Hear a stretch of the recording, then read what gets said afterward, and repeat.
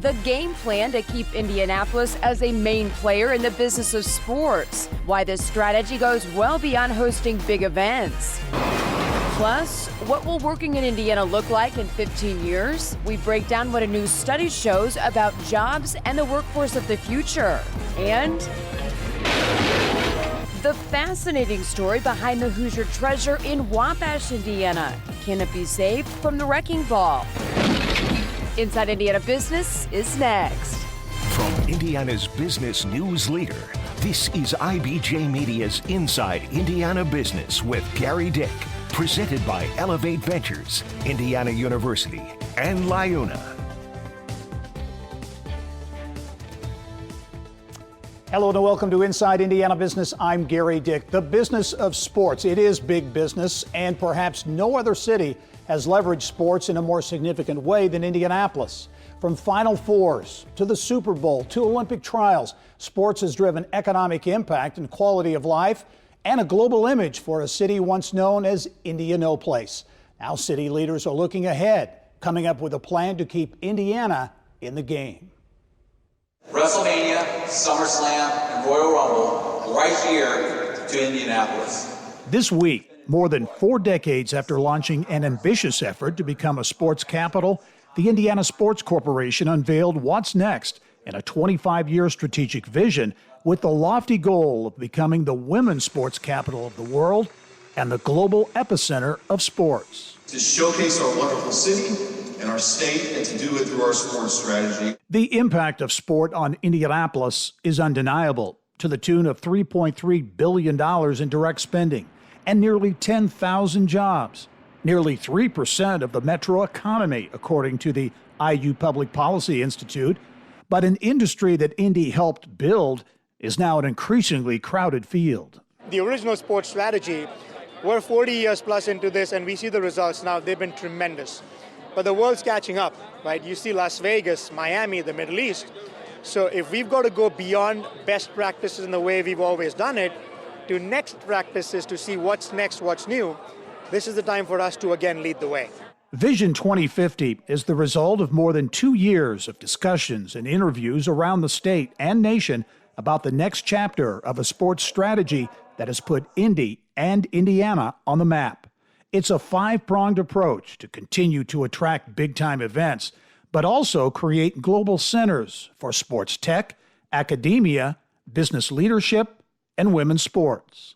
We want to be the place where students go to be educated in all things sport. Sport law, sport medicine, sport education, where tech companies come to be a hub and really the Silicon Valley of sport right here, and it's already started. Where sport organizations like the NCAA say that's where we want our headquarters, because then we know events follow. So we want to continue with the events, but we want to build these pillars around it. Events is still our keystone. It's going to be the thing that we always go after. It's the kind of the open door that gets us to all this other things. But that's really, we're going to move from this economic impact where we're always thinking about heads on beds to economic development. How do we get people to visit, but then how do we get them to stay? How do they build a business here? How do they build a family here? How do they hire employees here? How do they put all their wealth back into Indiana? We continue to grow Indiana. What will it take to make this a winning strategy? Those who help put the vision together say feedback from around the country provides a clue. We had stakeholders ranging from South Bend to, again, all of central Indiana to Evansville and across the country, that we interviewed over 125 organizations and entities at all levels. The NBA, college football playoffs, other governing bodies. And the findings were interesting. They all universally recognize we are a leader in hosting top-class sporting events. Where they thought we could do better is in telling our story and thumping our chest a little bit more. There's a little bit of the Hoosier humility. Lose that because you do great things, but you need to tell the world you're doing great things. An ambitious vision indeed. And it's not just central Indiana looking to score big bucks through sports. Take South Bend, for example, where work began this week at Four Winds Field. This is a development that has helped transform that portion of South Bend. Work on a $48 million renovation of Four Winds Field. It's the home to the South Bend Cubs, the second smallest stadium in baseball's Midwest League, about to become the biggest. Updates include doubling the seating capacity, adding new buildings around the park. The goal is to have 10,000 seats at Four Winds Field by 2026. Coming up next, a report card on the state of manufacturing in Indiana, where we are, where we're going, and what it means for Hoosier jobs and workers. Bloomington, Indiana is the home of the Hoosiers and an excellent place to host your meeting or event. Our welcoming college town atmosphere, along with an acclaimed culinary scene and fun nightlife, make Bloomington an ideal group destination. More information at visitbloomington.com.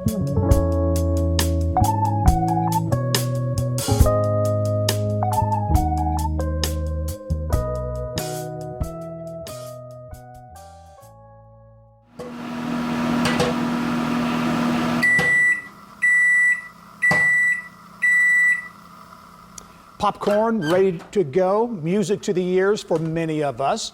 Indiana, one of the top 5 popcorn producing states in the country, and getting popcorn from Hoosier farm fields to the plant to the microwave, it's a big process and becoming more and more high tech, which means companies like Indiana-based Weaver Popcorn are facing challenges when it comes to hiring qualified workers.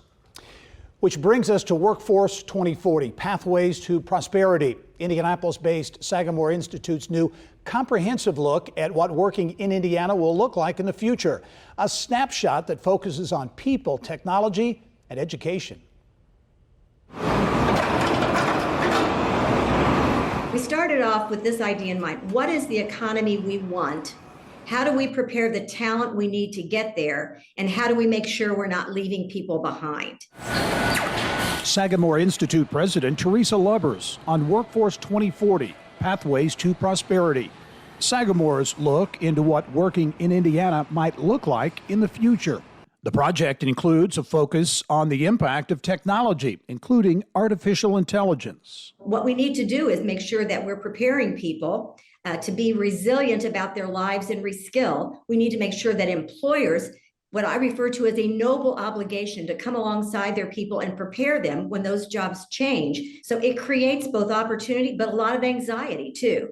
And so I think to the degree that we are looking and really intentionally preparing for this, we can deal with some of this anxiety that's coming by showing that we are preparing for these changes.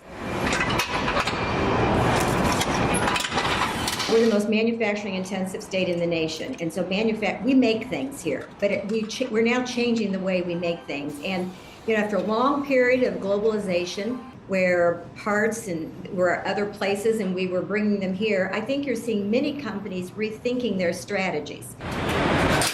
One of the biggest challenges facing Indiana's workforce of the future? There is a demographic cliff, and we will have slow to nearly no population growth moving into 2040. And of course, that has implications for the labor force. You have, on the one hand, an older population. In the family formation age, which you usually say is between like 24 and 54, you actually have a smaller population going there. So you have fewer people working. Lubbers says one of the keys to meeting the demands of what working in 2040 might look like comes down to preparing now. And if we don't, in fact, skill and reskill people in the right ways, it could drive income disparity and social stratification even more. That's not acceptable. We have to make sure that we are preparing people early, and as those jobs change, we're reskilling them to go along with the changes in the job roles. Sagamore Institute's Workforce 2040 publication. If you want to do a deep dive into this important report, you can go to sagamoreinstitute.org. Still ahead. The ceiling and this all looks pretty darn good to me. For as old as it is, yeah. Yeah. Saving in Indiana, Jim will have that story, plus business news from around Indiana. And the media's annual healthcare benefits power breakfast just around the corner, marks September 25th. On your calendar to get insight into the new IU Health Campus project. Learn more and RSVP by September 18th at ibj.com/events. Here's what's making news around Indiana. Brought to you by the Indiana Association of Realtors. Indiana's 21,000 realtors. The neighbors you know, the experts you can count on. And we begin with a big announcement from Eli Lilly and Company, almost 3,600 miles across the pond in Ireland. Lilly planning to spend nearly $2 billion on two of its manufacturing facilities in Ireland to boost production of medicines for Alzheimer's, diabetes, and obesity. Lilly's Limerick site will focus on Alzheimer's drugs, while the company's operations in Kinsale will be geared toward meeting Lilly's big demand for diabetes and obesity treatments. Lilly has operated in Ireland for more than 45 years and has more than 3,000 workers there. Play where your star shines brightest.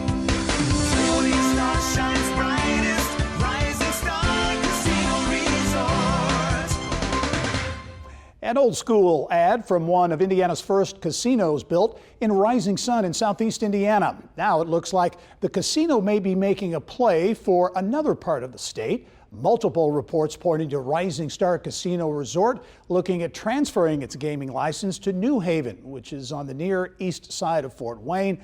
No word yet on a timeline for this potential move. Purdue University reaffirming its footprint as a leader in tech aviation. The Purdue Airport celebrating the opening of the Smart Operations Center. Researchers are working to develop the nation's first smart air corridor where uncrewed aerial vehicles can bring cargo, medicines, and even people from the West Lafayette campus to other locations. We do have a physical object, the airhead here, to do research that helps us to not just, simulate things in the lab, but to actually then also demonstrate some of the technologies, the systems we built. A Purdue team began research in April that focuses on how an operator located at the center can perform a remote flight of an uncrewed aircraft. A new $6 million dock at the ports of Indiana Burns Harbor on Lake Michigan is now open. It's the first new dock in 20 years and is part of a $77 million renovation project. The Ports of Indiana CEO says this project will provide global connections for Indiana companies and farmers.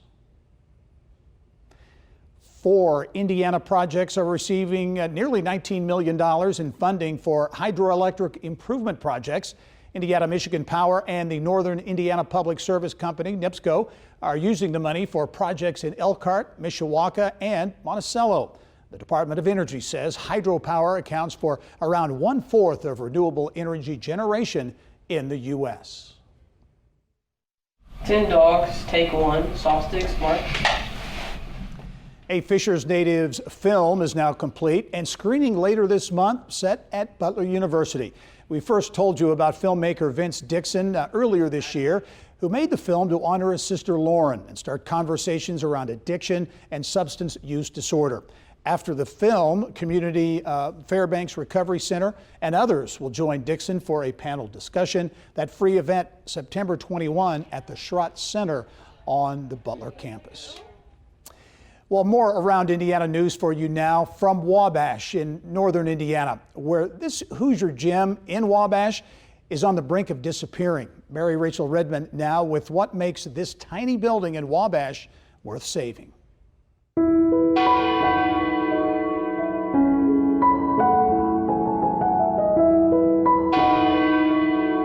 March 31st, 1880. Wabash, Indiana, at the peak of global innovation. The tiny town of then 2000 beating out Thomas Edison to become the first electrified city in the world. That flash of light symbolic of what was then the height of the Industrial Revolution.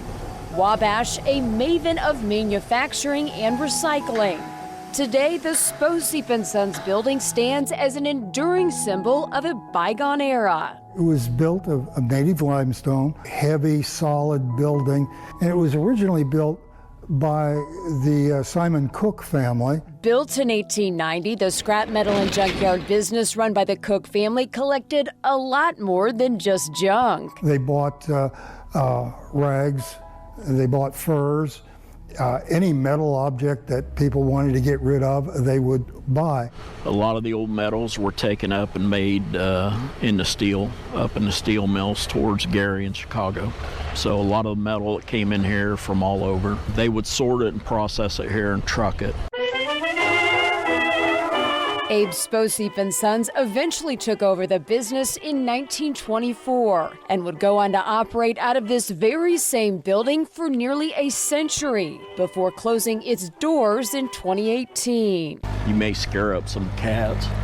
Walking through the front door, like opening a life-size time capsule, chocked full of original machinery and bundled paper trails of the people who came before. You'll be able to see all the old wood and beams. And then this was an old baler. And then this is an old interior scale that they had also. These weights, part of the original elevator that was built 134 years ago. Think about that. That's a long time ago. Just to put it in perspective, Hoosiers weren't driving cars yet, and the telephone, well, that wasn't quite a thing yet either. These big cardboard bundles are all recycled paper. And oh, the stories they could tell. I'm looking at a former Wabash clothing company from the 1940s. Here's a ledger from a former farmer that lived here in Wabash. Milk, they spent $18.99 total for the year in 1942. History, fascinating. You don't see any holes in the walls themselves. Anything's possible. And at a time when it seemingly feels like small-town communities are struggling to survive, Wabash, Indiana is thriving. Their secret? The Eagles Theater, started out as one of the original vaudeville theaters in Wabash. Putting historic preservation at the heart of the city's economic development strategy. So you look at a building like Sposeep Sons, and there's a lot left to be desired. There's definitely good bones to work with, right? Absolutely, absolutely. But down here in the cultural district, in downtown Wabash, it's amazing. It is. This is a true testament what revitalization can happen and what it can do to transform a community. Investing in these old buildings is preserving a part of our history and our culture and who we are as a people. This is a great testament that what can be done if you dream big. Downtowns like this are an indicator to investors on how well we take care of our community. These are expensive to take on, these properties. And so this tells you the quality of life and place. Wabash historian Ron Woodward argues saving pieces of these old buildings also leaves a tangible legacy that people can feel even today, generations later. Somebody coming in may look at it and see, okay, there's a layer of white paint and it's old brick. To me, that tells a story. See how pink it is? That's brick that was made locally. That connects me to the past. You know, my grandpappy might have been a bricklayer. We like old buildings because we can touch them, we can feel, we can identify with them. They bring back memories to us. But efforts to preserve the historic Sposeep Sons building face significant challenges, from structural repairs In the back corner over here is collapsing. to a hefty price tag. Have you had interest? We've had a few people look at it and trying to get the money. To renovate it and get it in. Get it to code? Yeah.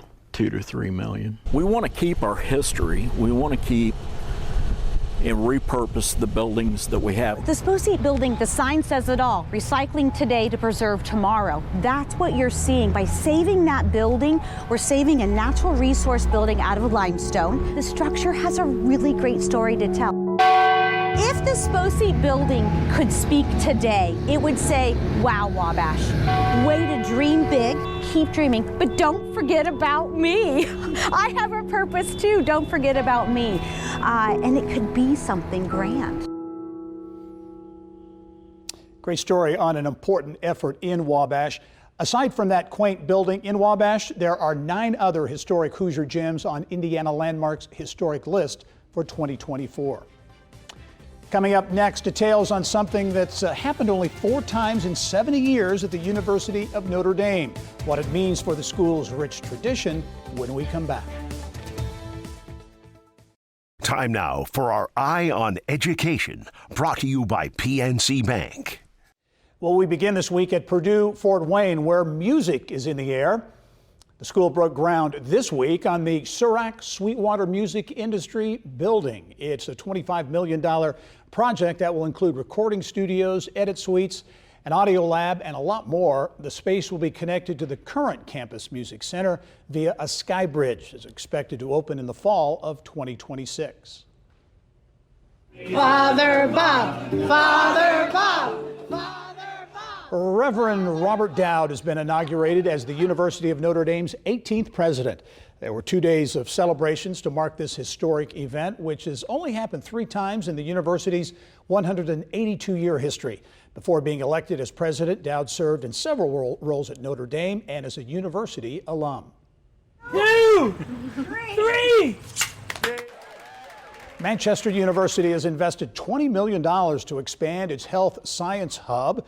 There's now an interprofessional clinic for students and faculty to get hands-on experience, as well as a nursing simulation and skills lab. There are also new collaboration areas for students so they can work together just like they would in a real clinical practice. We have an aging population that are living longer thanks to medicine and healthier lifestyles. And lifestyle medicine is part of our portfolio, where we're trying to really look at the whole person and help people live longer and have better lives. So, you know, Manchester, I think, is not just trying to answer the call for symptoms, but look at the whole person. And President Young tells us the school hopes to offer additional programs on the campus in the future. Well, that's all the time we have for this edition of Inside Indiana Business. We leave you this week circling back to the beginning where we started this week, Indiana's growing footprint on the sports scene. Thank you for listening to the Inside Indiana Business Television podcast. Remember, you can get the latest business news from every corner of the state at InsideIndianaBusiness.com. I'm Gary Dick. Go out and make it a successful week.